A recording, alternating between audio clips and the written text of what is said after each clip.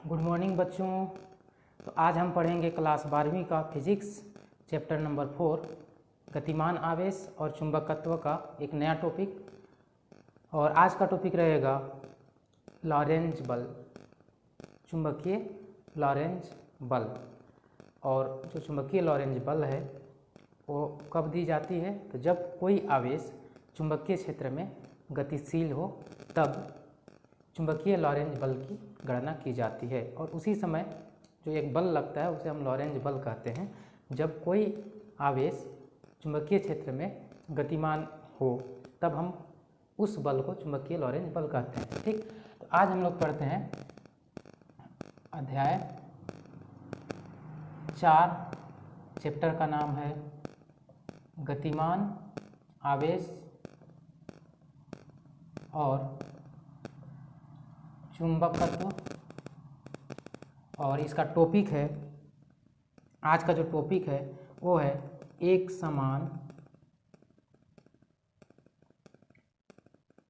क्या बोल सकते हैं, चुंबकीय क्षेत्र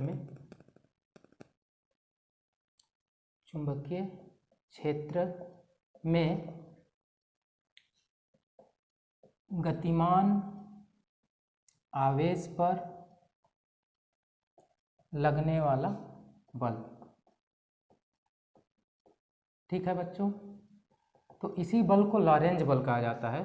जो बल लग रहा है ना, एक समान जो गतिमान आवेश पर जो बल लग रहा है उसी को बोलते हैं चुंबकीय लॉरेंज बल। ठीक, इसमें ज़्यादा कन्फ्यूज होने की बात नहीं है, लेकिन कंडीशन ये है कि जब आवेश गतिमान हो और वह आवेश चुंबकीय क्षेत्र में गतिमान हो तब उस पर एक बल लगता है। यदि वह आवेश गति में नहीं है, रुकी हुई है, और भले ही वो चुंबकीय क्षेत्र में हो और गतिमान न हो तो उस पर कोई बल कार्य नहीं करता है। ठीक, एक और सोचने वाली बात है कि अभी जो चुंबकीय क्षेत्र में जब रखेंगे गतिमान आवेश को तो वहाँ पर अगर आवेश रुकी हुई है तो बल नहीं लगता है। थोड़ा सा पढ़ के समझ के देखते हैं। पहले भी एक चीज़ पढ़ चुके हैं हम लोग। जैसे एक लेते हैं ई यानी विद्युत क्षेत्र और एक लेते हैं बी मीन्स चुंबकीय क्षेत्र।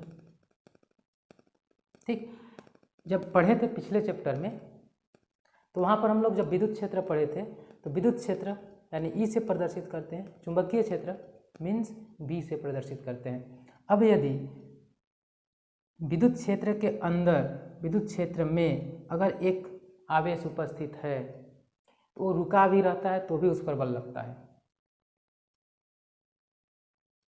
ठीक, F इक्वल टू कितना लगता था? Q इंटू ई, याद है ना? जब हम लोग पढ़े थे पिछले बार में कि जब विद्युत क्षेत्र में उपस्थित एक आवेश है उस पर बल लगता था। जैसे द्विध्रुव पर नहीं पढ़े थे, ऐसे द्विध्रुव पर एक ही बल इधर लगाता है और एक पर इधर प्लस क्यू तो उधर क्यू ई, माइनस क्यू तो इधर भी क्या लगता है? क्यू ई बल लगता है, जबकि वो आवेश रुका हुआ रहता है। अब यहाँ पर बात करते हैं चुंबकीय क्षेत्र में। जब चुंबकीय क्षेत्र में कोई आवेश है अगर रुका हुआ रहेगा तो इस पर कोई बल कार्य नहीं करेगा, जबकि यदि आवेश विद्युत क्षेत्र में उपस्थित हो तो उस पर एक बल कार्य करता है, भले ही वह रुका ही क्यों न हो।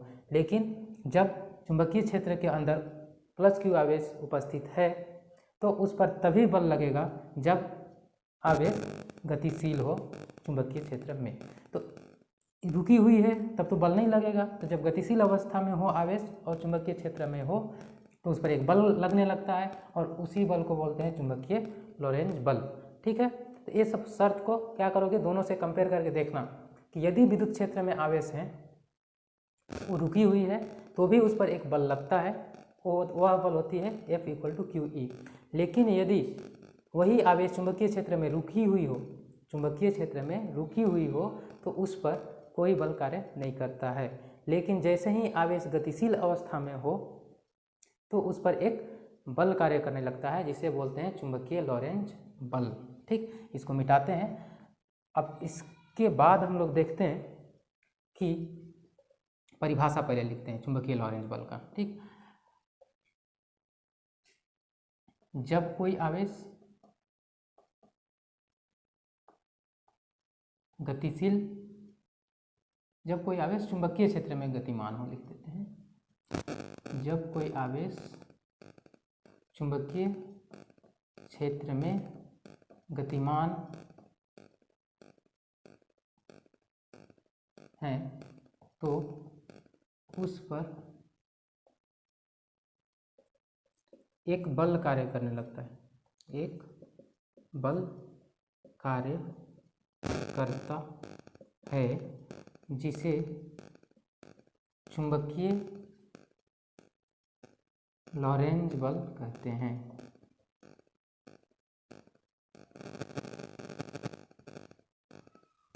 ठीक, नोट करके एक चीज लिख लेना, जो वेग की दिशा जो होगी, वेग की दिशा चुंबकीय क्षेत्र B के समांतर नहीं होनी चाहिए,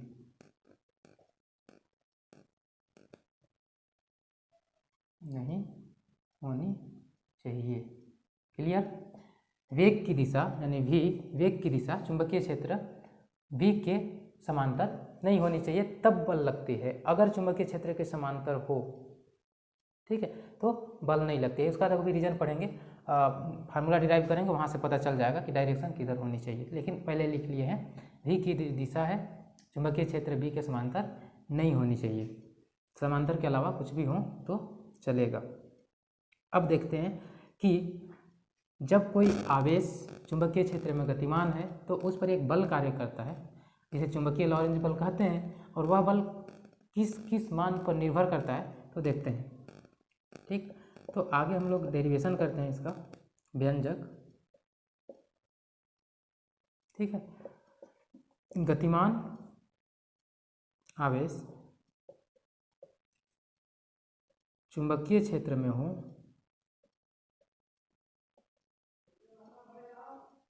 तो उस पर लगने वाला बल F ना, क्या क्या होती है देखो। पहला एक सोचने वाली बात है, जैसे यहाँ पर हम लोग एक फिगर बनाते हैं उसी का। ये हमारा है B ना, इसके अंदर एक जो आवेश है Q, एक गति कर रहा है इधर, कितना वेग से? V वेग से ना। उसी के अंदर बस B के समांतर नहीं है, और B के साथ कुछ भी कोण बनाते हुए वो क्या कर रहा है? गति कर रहा है। मान लो कि B से थीटा कोण बनाते हुए हम लोग मान लेते हैं ये B था, और यहाँ से आवेश था, ऐसे गति कर रहा है, आवेश था ना, ये V वेग से क्या कर रहा है? ऐसे गति कर रहा है इधर। तो ऐसे इसको बड़ा बनाते हैं। एक Q था और क्या कर रहा है? वो V वेग से गति कर रहा है, लेकिन समांतर तो है नहीं ना। समांतर से यानी कि B से कुछ कोण बनाते हुए जा रहा है, देखो यहाँ पर थीटा कोण बनाते हुए जा रहा है, गति कर रहा था। अब थीटा कुछ भी हो सकता है, जीरो अंश छोड़ के, क्योंकि जीरो अंश तो समांतर रहेगा तब ना जीरो अंश होगा, समांतर में तो बल ही नहीं लगता है, इसीलिए हम उससे कुछ कोण बनाते हुए 1 अंश 2 अंश 10 अंश 20 30 40 90 80 180 कुछ भी हो, लेकिन कोण बनाते हुए जाए। तो देखो उस समय जो लगने वाला बल होगा इस पर ना, वो कितना होगा? तो पहला तो किस पर निर्भर करेगा? तो B पर भी निर्भर करेगा। B जितना पावरफुल रहेगा उतना ही ज़्यादा बल लगाएगा। ठीक, यानी लगने वाली बल B के समानुपाती होती है। दूसरा जो आवेश होगा, यहाँ पर आवेश का मान, आवेश का मान भी हो सकता है 1 कूलाम 2 कूलाम 3 कूलाम। ठीक, तो आवेश की मान परिमाण जितना ज़्यादा होगा बल उतना ही लगेगी।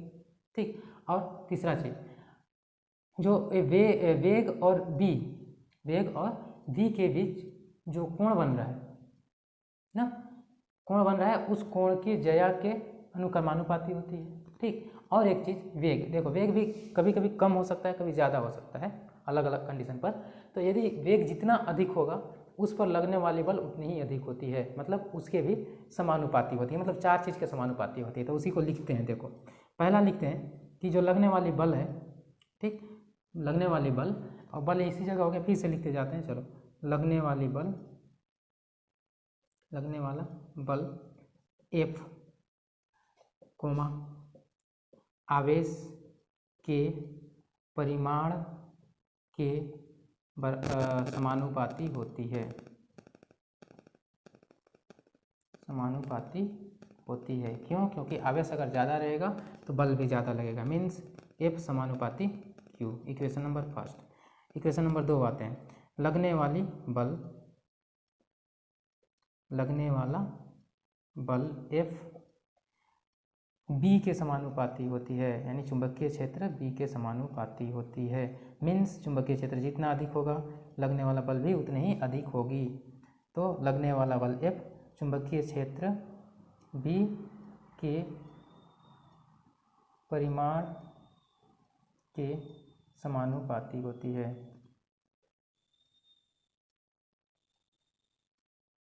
ठीक, यानी जो F होगा वो समानुपाती होगा B के ना।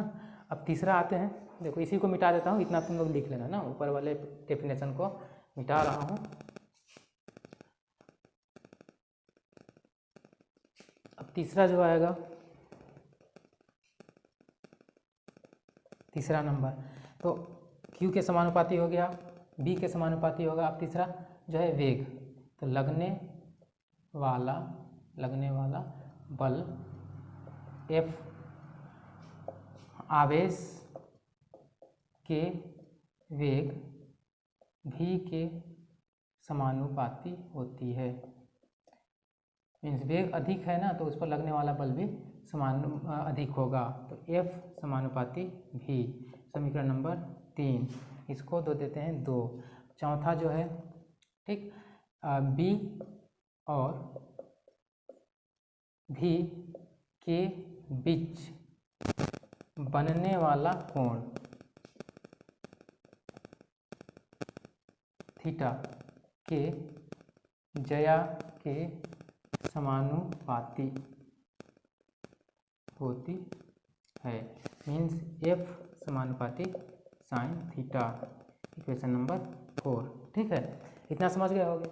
अब जब 4 समीकरण बन गए, अब चारों समीकरण में हमें बल बल बल बल दिखाई दे रहे हैं, तो इधर वाले मान को हम क्या कर सकते हैं, एक साथ मिला करके लिख सकते हैं।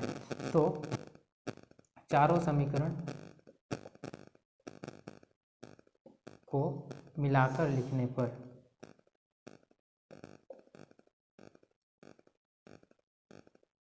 तो जो F आएगी वो कितना आ जाएगा, देखो Q आएगा, V आएगा ना, QB, चलो QB लिख लेते हैं, V और साइन थीटा। ठीक है, यहाँ पर समानुपाती होगा चूँकि अभी, क्योंकि सब कुछ समानुपाती के रूप में इतना आया।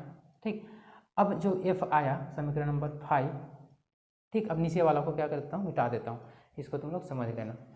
अब देखो समानुपाती को हटाते हैं तो वहाँ पर एक स्थिरांक आता है। ठीक, तो F बराबर हो जाएगा K Q V B sine theta. भी को आगे पीछे करके कोई दिक्कत नहीं है उसमें। F equal to K V B Q V B sine theta, जहाँ K एक समानुपातिक स्थिरांक है, समानुपातिक स्थिरांक है। ठीक है, जिसका मान मात्रक की पद्धति पर निर्भर करेगा कि कौन सा पद्धति में ले रहे हैं, उस हिसाब से। अब देखते हैं कि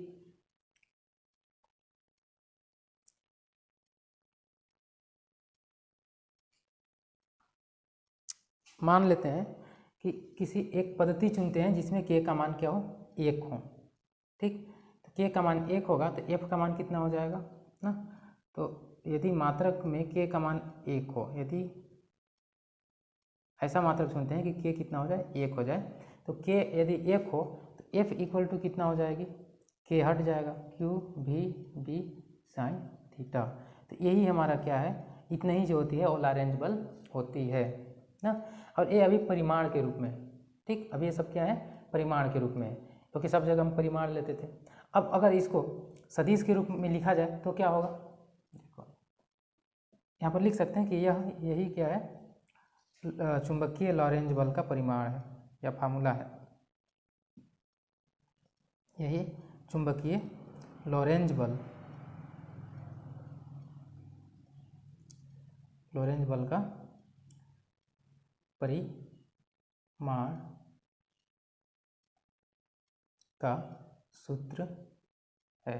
ठीक, तो अभी यहाँ पर सदिश नहीं लगाते हैं, सॉरी ना, तो सदिश क्यों नहीं, इधर तो अदिश के रूप में है, यह सदिश कैसे आ जाएगा। ठीक, Q V B तो अभी तो इसमें सदिश के रूप में है, तो यहाँ पर भी मत लगाना, जो पहले भी लग चुका है ना मान लो, तो उसको तुम लोग समझ लेना कि अभी नहीं लगेगा, कब लगेगा। अब इधर जितने भी परिमाण में लगाया हूँ ना, तो वो ठीक बात नहीं है, ठीक, क्योंकि सदिश के रूप में अभी नहीं, अभी जब अभी आएगा इसको अब सदिश के रूप में कैसे लिखेंगे, तो देखो सदिश के रूप में, सदिश के रूप में आ जाएगा, देखो F is equal to Q भी बी साइन थीटा है, तो साइन थीटा को जब जैसे ही हटाएंगे तो ये जो भी इसमें दो सदिश होंगे उन लोग के बीच क्रॉस मल्टीप्लाई हो जाएगा। अब सदिश कौन कौन है देखते हैं, आवेश अदिश राशि है, भी सदिश राशि है क्योंकि वेग बराबर विस्थापन बटा समय, विस्थापन खुद सदिश है तो वेग भी सदिश हो जाएगा, और बी भी सदिश राशि है चुंबकीय क्षेत्र।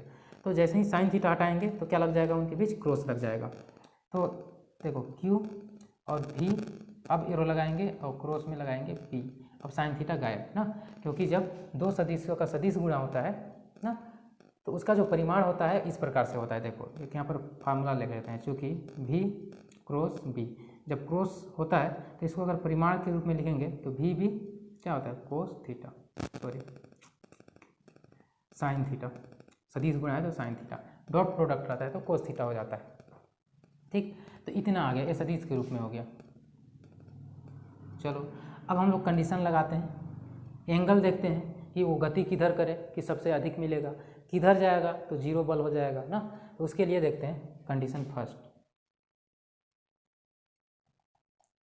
यदि थीटा इक्वल टू 90 0 डिग्री से, चलो स्टार्ट करते हैं, थीटा इक्वल टू 0 डिग्री, तो 0 डिग्री रहेगा तो यहाँ थीटा का मान रखो, तो एफ इक्वल टू क्या हो जाएगा, इसको हम लोग समीकरण, इसको 5 दिए हैं तो इसको 6 दे देते हैं, कोई बात नहीं, ठीक। तो समीकरण 6 से ये देखते हैं, तो एफ इक्वल टू क्यू भी बी साइन 0। अब साइन 0 का मान कितना होता है पता करना, याद रखना 0 होती है, तो एफ इक्वल टू कितना हो जाएगी, टोटली 0। देखो यदि थीटा 0, इसका मतलब क्या था, थीटा 0 कब हो सकता है, तो जब वो चुंबकीय क्षेत्र के समांतर गति करे, जब चुंबकीय क्षेत्र के समांतर गति करे तो उस समय लगने वाली बल 0 हो जाती है। दूसरा कंडीशन, यदि थीटा इक्वल टू 180 अंश हो, अब 180 अंश का मतलब ये होगा कि चुंबकीय बल रेखा इधर है तो वो गति करे इधर एकदम अपोजिट डायरेक्शन में, तो थीटा इक्वल टू 180 डिग्री होती है। तो उस समय भी देखते हैं, तो एफ इक्वल टू कितना हो जाएगा, क्यू भी बी साइन 180 डिग्री। अब 180 डिग्री का मान कितना होता है, तो 0 होता है, तो एफ इक्वल टू उस समय भी कितना हो जाएगा, 0। यानी अगर चुंबकीय क्षेत्र की विपरीत दिशा में गति कर रही है तो भी बल 0 होगी, तो किधर करना चाहिए, तो अब देखते हैं थीटा इक्वल टू 90 डिग्री, तीसरा थीटा इक्वल टू 90 डिग्री में गति करे तो एफ इक्वल टू कितना हो जाएगा, क्यू भी बी साइन 90, और साइन 90 का मान होता है 1, तो हो जाएगा क्यू भी बी, यानी इस समय अधिकतम बल लगता है।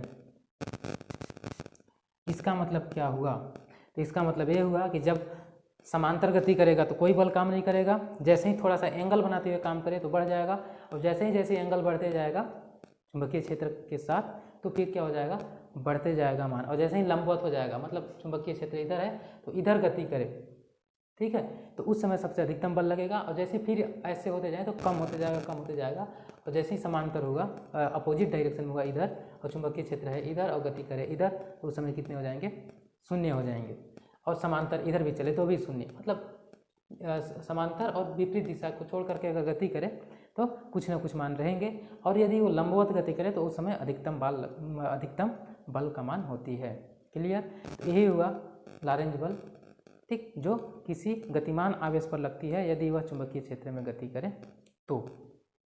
किसी को दिक्कत नहीं होना चाहिए इसको पढ़ना। और देखो इस जो लॉरेंज बल की डायरेक्शन है, ये बल क्योंकि बल खुद सदिश राशि है तो इसकी डायरेक्शन किधर होगी, ठीक है, तो डायरेक्शन देखो,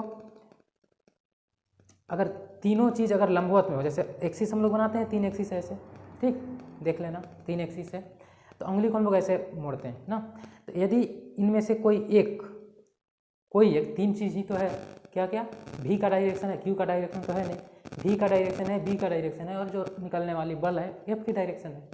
तो यदि भी और बी और एफ तीनों लाइन को अगर एक एक थे में रखें तो वही डायरेक्शन होती है ना। देखो यदि ये मान लो बताए चुंबकीय क्षेत्र की दिशा और ये बताए आवेश की गति की दिशा यानी वेग की दिशा, तो ये क्या होगी, लगने वाली बल की दिशा होगी। ठीक, जैसे इसको डायग्राम के आधार पर समझाते हैं, समझना। और तीनों परस्पर लंबवत ही होते हैं। अब अक्ष के आधार पर समझें तो भी समझ सकते हैं, क्योंकि सब तीनों अक्ष परस्पर लंबवत होते हैं। और तीनों अक्ष परस्पर लंबवत होते हैं तो सभी अक्ष में एक एक मान को रख दिया जाए तो बल निकल जाएगी ना। जैसे देखो ये एक्स एक्सिस, इधर है वाई एक्सिस और इधर है जेड एक्सिस, और तीनों क्या होते हैं, परस्पर लंबवत होते हैं, बताया ही ऐसे ना, तीनों परस्पर लंबवत होते हैं। यदि जो वाई एक्सिस है वो बी का डायरेक्शन बता रहा है, और यदि एक्स एक्सिस ना, यदि एक्स एक्सिस क्या करे, भी की आवेश का जो वेग है उसकी दिशा बताए, तो लगने वाला बल जो होगा वो जेड डायरेक्शन में होगा, मतलब परस्पर लंबवत है। अगर मान लो इसको चेंज कर दें, बी वाई डायरेक्शन, वाई अक्ष में लग रहा है बी का डायरेक्शन, जेड अक्ष में अगर भी हो तो एक्स अक्ष में क्या लगेगा, एक्स अक्ष में एफ लगेगा। ठीक, तीनों परस्पर लंबवत होने चाहिए, और जिधर जिधर गति कर रहे हैं उधर करेंगे तो उसके लंबवत क्या लगने लगेगा, क्या लगेगा, बल लगेगा। लेकिन अब मान लो ये तो भी एकदम एक्स एक्सिस में जा रहा था, वाई में बी का डायरेक्शन था, तब ना इन लोग लंबवत थे, तब ना उसके लंबवत इधर आया। मान लो इधर कुछ कोण बनाते हुए जाए तब तो क्या होगा, जैसे मान लो इसमें तो ठीक है, इसमें जो बल का डायरेक्शन होगा जेड डायरेक्शन होगा, क्योंकि यहाँ भी 90 अंश, ठीक, ये भी 90 अंश और ये भी इधर से भी 90 अंश है। ठीक, मतलब ऐसे रहते हैं परस्पर लंबवत, तो चलो ठीक है। लेकिन अगर कुछ कोण बनाते हुए चले जाए तब X axis, Y axis and Z axis है, और मान लो इसमें ना जाए, इधर तो बी है, चलो ठीक है, बी का डायरेक्शन। अब मान लो कुछ कोण बनाते हुए चला गया भी ऐसे, ठीक, किसके साथ, मान लो इसके साथ, वाई के साथ, एंड बी किससे ना कोण बना रहा है, एक्स से मत बना लेना, बी जिधर जाएगा उसके साथ ही कोण बनेगा। इधर बी मानोगे तो इसके साथ कोण बनता है, देखो भाई ना, जो भी एंगल बन रहा है वो बी के साथ बन रहा है, बी के साथ बन रहा है। तो अगर बी मैं वाई एक्स में माना हूँ तो वाई एक्स के साथ थीटा कोण बनाते हैं। अगर इसको यहाँ ना मानते, यहाँ मानते तो क्या होता, तो एंगल भी बदल जाता, इसके बीच बना। समझ रहे हो ना बातों को। तो चलो जैसे पहले लिए थे उधरे ले लेते हैं। मान लो ये बी का डायरेक्शन है तो यहाँ पर कोण क्या बनेगा, थीटा। तो अब देखो इस वेग का मान, इस वेग का परिमाण इस दिशा में कितना होगा, तो निकालने जानते हो ना। ये है हमारा क्या, आधार, ये हो जाएगा कर्ण और ये हो जाएगा लंब। तो इधर कितना आ जाएगा, तो भी साइन थीटा, लंब की दिशा में क्या हो जाता है, भी साइन थीटा हो जाता है। तो इसीलिए तो देखो क्या होता है, इसका परिमाण निकल गया। अब यदि इधर वेग कितना है, भी साइन थीटा, और इधर कितना है, बी, तो एफ किधर लगेगा, इधर लगेगा, लेकिन एफ का मान कितना होगा, तो देखो भी साइन थीटा के बराबर आ जाएगा। ठीक, और अगर साइन थीटा को हटा दिया जाए उसी डायरेक्शन में तो वही क्यू भी इंटू बी आ जाता है। ठीक, देखो आवेश तो है, जो गति कर रहा है वो आवेश ही है, तो जो बल निकलेगा तो क्यू और भी बी साइन थीटा, तो क्यू यहाँ पर पहले आया हुआ था, एफ इक्वल टू क्यू भी बी साइन थीटा ना। तो ऐसे आते हैं। तो कोई भी अपना लग सकते हैं, एक तो एक्सिस के अक्ष लेकर के हम डायरेक्शन पता कर सकते हैं, या दो नियम दिया गया है फ्लेमिंग के। एक है फ्लेमिंग के बाएं हाथ का नियम। बाएं हाथ का नियम ये कहता है, जैसे देखो मान लो यहाँ पर ये उसका क्या हो, अंगूठा हो, ठीक, और इधर क्या हो उसका, या उंगली हो, ठीक, तर्जनी, ठीक। अब इसमें क्या होगा, इधर उसका क्या होगा, मध्यमा होगा मान लो, ठीक, मध्यमा हो गया। अब यहाँ पर चलो डायग्राम बना के देखते हैं।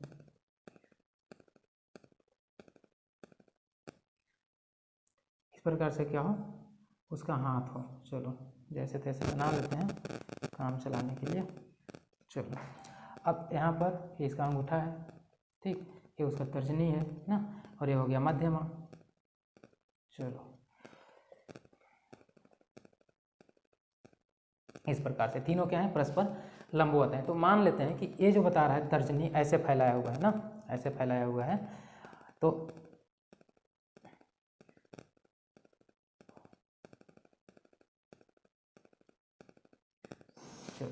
तो ये जो तर्जनी है ऐसे फैलाया हुआ अंगूठा ऊपर है, तो यदि ये चुंबकीय क्षेत्र की दिशा को बताए,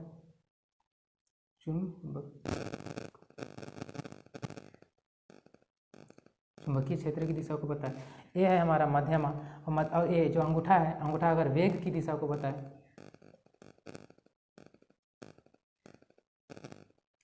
तो ये जो होगी ये क्या होगी, बल की दिशा होगी।